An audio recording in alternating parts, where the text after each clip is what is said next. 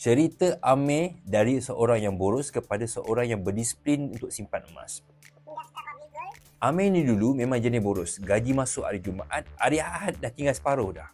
Bukan sebab dia tak nak menyimpan, tapi sebab habit dia tak nak ke arah itu. Satu hari kawan dia cakap, bro, simpan emas ni bukan soal mampu ataupun tidak mampu, tapi soal habit. Kadang-kadang kita kena paksa diri kita. Ayat tu melekat dalam kepala Amir. Dia fikir balik, betul juga tu apa yang dia cakap tu. Kalau ikut hati, memang kita tidak akan berjaya menyimpan. Esoknya, Amir buka akaun Public Gold, akaun GAP.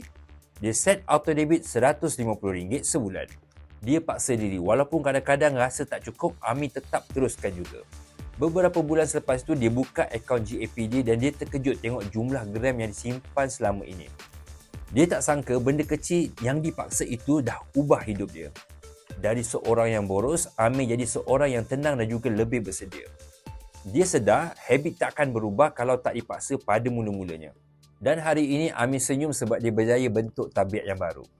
Kalau ada kawan-kawan anda nama Amir, anda boleh tag dia dalam video ni. Untuk mulakan simpanan emas bersama Public Gold, anda boleh hubungi saya dan jangan lupa follow, share dan juga like untuk info lain tentang emas.